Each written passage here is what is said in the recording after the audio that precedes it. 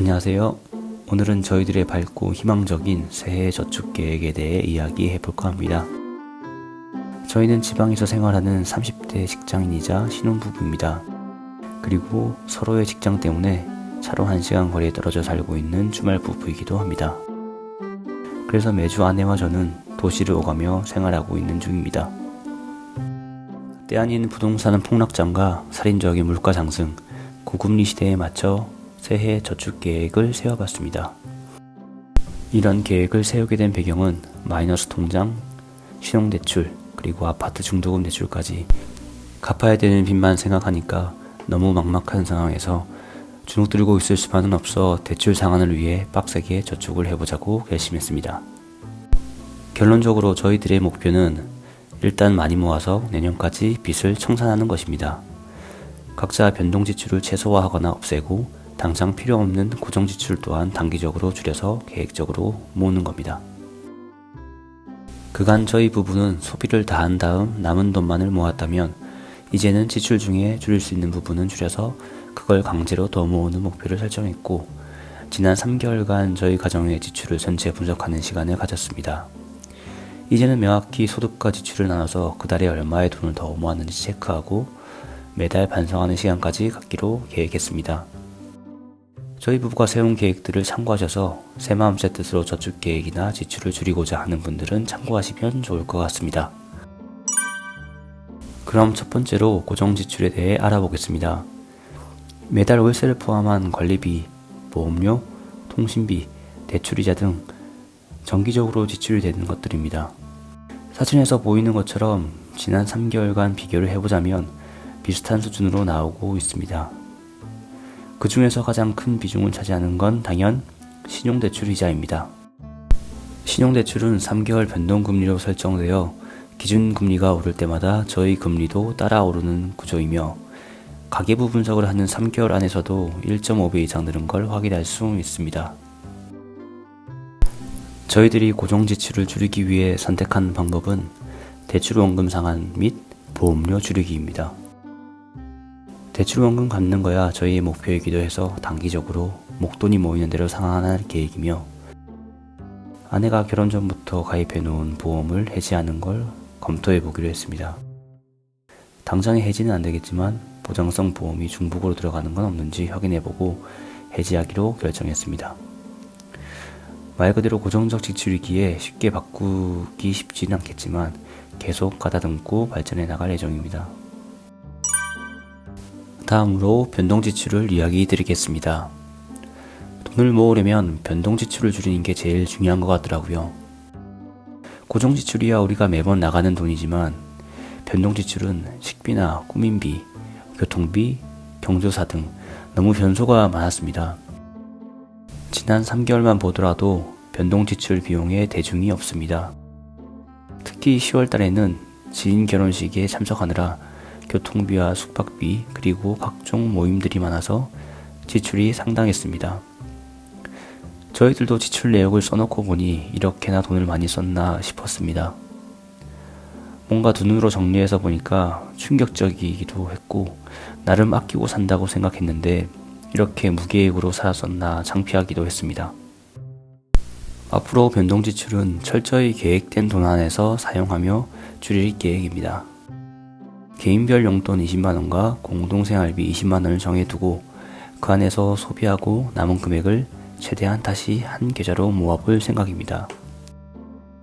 저희는 평일에 각자 생활하는 주말 부부라 저는 점심을 회사에서 해결하고 아내는 점심을 도시락을 준비하여 평소 식비나 생활비 지출을 줄일 수 있다는 장점이 있습니다.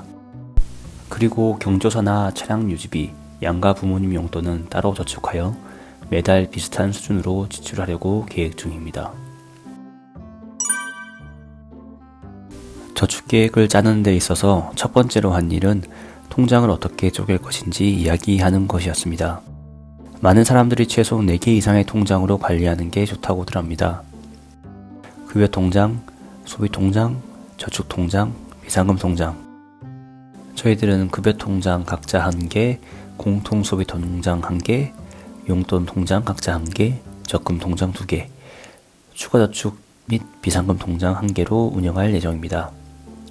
각자 급여 통장에 월급이 들어오면 고정 지출과 한 달 생활비는 공통 소비 통장으로, 매월 책정된 각자 용돈은 용돈 통장으로, 정기 적금 금액은 적금 통장, 나머지 자녀금은 추가 저축 및 비상금 통장으로 이체할 예정입니다. 매달 고정 지출은 급여 통장으로 설정해 두는 게 좋다고 하는데, 저희는 대출 우대 금리를 받기 위해 소비 통장으로 정했습니다. 이런 통장 쪼개기의 장점은 상세하게 구획화하고 통장을 나눠 통제된 소비가 가능하다는 겁니다. 어떻게 저축 통장을 정리해야 될까 막막했는데 현명한 아내 덕분에 정리할 수 있었습니다. 저희 가정의 저축 목표는 홀수달 450, 짝수달 300, 1년에 4,500만원을 모으는 것입니다. 상세 운영 계획을 풀어보자면 매달 250은 정기적금을 들고 나머지 금액은 앞선 고정지출과 변동지출을 줄여서 매달 추가저축 금액을 달성하는 형식입니다.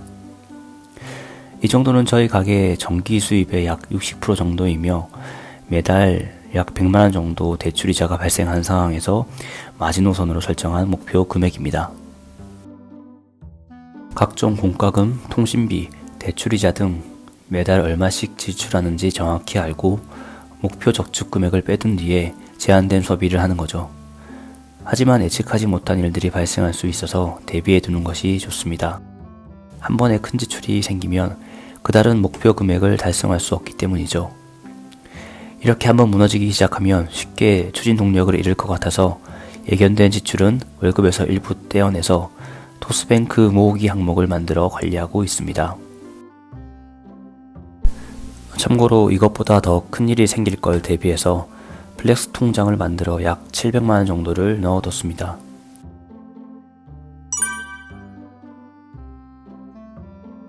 이번 연도는 지금의 생활과는 다르게 계획적으로 지출하고 잘 모아서 빠른 시일 내 빚으로부터 해방되는 게 목표입니다. 이런 목표를 이루기 위해서는 추가 수입 또한 적극적으로 저축할 예정입니다. 하지만 가장 중요한 건 부부간의 대화인 것 같습니다. 서로의 월급과 상세 지출 내역을 오픈하고 공동의 목표를 이루기 위해 부부 둘 다 일정 부분 희생을 감수해야 하거든요. 이런 과정에서 서로 감정이 상하거나 언쟁을 벌이는 경우가 아주 높은 확률로 있을 겁니다.